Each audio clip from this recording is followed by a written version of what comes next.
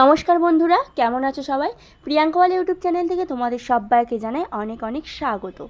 আমার আজকের রেসিপি ঝিঙে আলু দিয়ে বাটা মাছের পাতলা ঝোল। এই গরমে একটা তৃপ্তিদায়ক রেসিপি আজকে আমি তোমাদের সাথে শেয়ার করছি। তো তার জন্য দেখো, সবার প্রথমে বাবা বাজার থেকে কিন্তু বাটা মাছ এনে দিয়েছি। তো বাটা মাছের সাইজটা দেখেই বুঝতে পারছো, বেশ বড়। আর প্রত্যেকটা মাছের মধ্যে কিন্তু ডিম রয়েছে। ডিমওয়ালা বাটা মাছ খেতে কিন্তু খুবই টেস্টি। তো দেখো, প্রত্যেকটা মাছের মধ্যে ডিম রয়েছে। আর বাটা মাছের সাইজটা একটু বেশ বড় ছিল বলে সেই জন্য আমি মাছটাকে দু টুকরো করে নিয়েছি। নিয়ে আমি ভালো করে পরিষ্কার জলে ধুয়ে নিয়েছি। তারপর দেখো, একটা পাত্রের মধ্যে নিয়ে পরিমাণ মতো দিয়ে দিলাম লবণ, একটুখানি দিয়ে দিলাম হলুদ গুঁড়ো, আর খুব সামান্য পরিমাণ দিয়ে দিলাম লঙ্কার গুঁড়ো।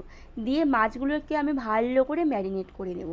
তো তোমরাও কি এইরকমভাবে ডিমওয়ালা মাছ দিয়ে মাছের ঝোল খেতে পছন্দ করো? অবশ্যই যদি এরকম পছন্দ করে থাকো কমেন্ট সেকশানে কমেন্ট করে জানাবে। তো এখানে দেখো, আমার মাছগুলো কিন্তু ম্যারিনেট করা হয়ে গিয়েছে।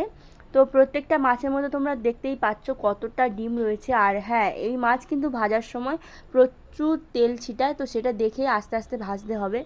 তো এখানে দেখো, আমি দিয়ে দিলাম ঝিঙে জলের মধ্যে। তো ঝিঙেটা আমি ভালো করে ছুলে নিয়েছিলাম।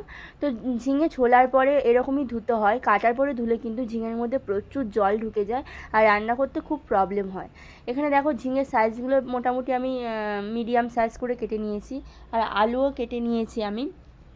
তো এরপর চলো দেখে নাও কিভাবে ঝিঙে আলু দিয়ে মাছের ঝোলটা আমি বানাই। তো সবার প্রথমে প্যান গরম হয়ে গেলে আমি দিয়ে দিলাম সাদা তেল। তেলটা খুব ভালো করে গরম করে নেওয়ার পর আমি দিয়ে দেবো এখানে মাছগুলো। তো যেহেতু এখানে ডিমওয়ালা মাছ, সেই জন্য একটু মানে ঢাকা দিতে হবে মাছটা, নইলে তেল ছিটে কিন্তু গায়ে লাগতে পারে। তো যাই হোক, এখানে আমার দেখো সমস্ত মাছের পিসটা আমি দিইনি, অর্ধেকটা মাছ দিয়েছি আর অর্ধেকটা রেখে দিয়েছি, আস্তে আস্তে ভাজবো। তো এক পিঠ মাছের ভালো ভাজা হয়ে গিয়েছে, তারপর আমি আরেক পিঠ উল্টে মাছটাকে সুন্দর করে এরকমইভাবে ভেজে নিচ্ছি।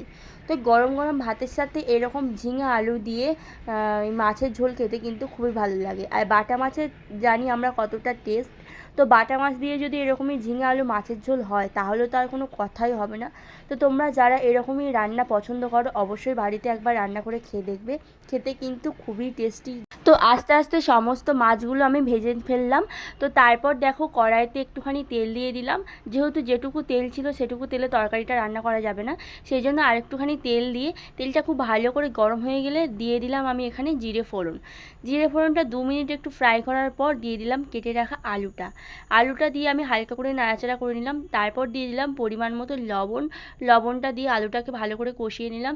তার কারণ লবণটা একটু দেরিতে দিলে আলুর মধ্যে কোনো লবণ ঢুকবে না সেরকমই, আর খেতে কিন্তু ভালো লাগবে না। তারপর দিয়ে দিলাম কেটে রাখা ঝিঙেগুলো দিয়ে আবারও আমি হালকা করে নাড়াচাড়া করে নেব। তো এই সময় গ্যাসের ফ্লেমটা একটু হাই রাখবো, তার কারণ ঝিঙেতে কিন্তু জল ওঠে, আমরা সবাই জানি। তো ভালো করে নাড়াচাড়া করার পর তারপরে কিন্তু আমি সমস্ত মশলাটা দেবো। তো তারপর মশলার মধ্যে আমি এখানে খালি দেবো জিরের গুঁড়ো, তারপর হলুদ গুঁড়ো আর একটুখানি কাঁচা লঙ্কা, বেশি আমি এখানে মশলা অ্যাড করব না। তো যাই হোক, সবার প্রথমে এখানে দিয়ে দিলাম হলুদ গুঁড়ো, দিয়ে ভালো করে মশলাটার সাথে কষিয়ে নিলাম। তারপর আমার যে মেন যে মশলাটা আমি দিই এরকম হালকা রেসিপির মধ্যে, এর মধ্যে রয়েছে লঙ্কা বাটা আর জিরে বাটা। তো জিরে বাটাও দিতে পারো, গুঁড়োও দিতে পারো, সেটা একই ব্যাপার। তো দিয়ে আমি ভালো করে সবজিটাকে কষিয়ে নিলাম।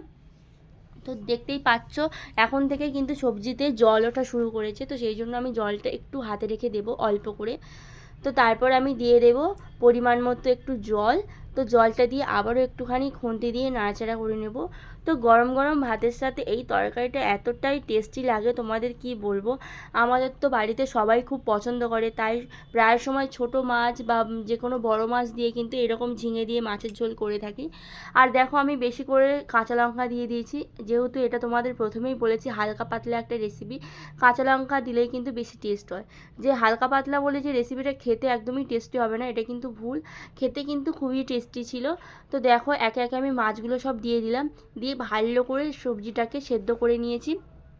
দেখো তরকারিটা ভালো করে ফুটেও গিয়েছে।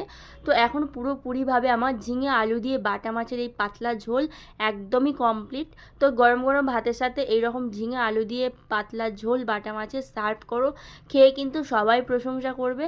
তো খেতে কিন্তু খুবই ভালো ছিল। ভিডিওটা কেমন লাগলো অবশ্যই তোমরা কমেন্ট বক্সে কমেন্ট করে জানাবে। ভিডিওটা যদি ভালো লেগে থাকে লাইক অ্যান্ড সাবস্ক্রাইব করে পাশে থাকবে। আজকের এই পর্যন্ত, সবাই সুস্থ থেকো, ভালো থেকো। আরও অন্য ভিডিওতে পরের এপিসোডে দেখা হবে। টাটা।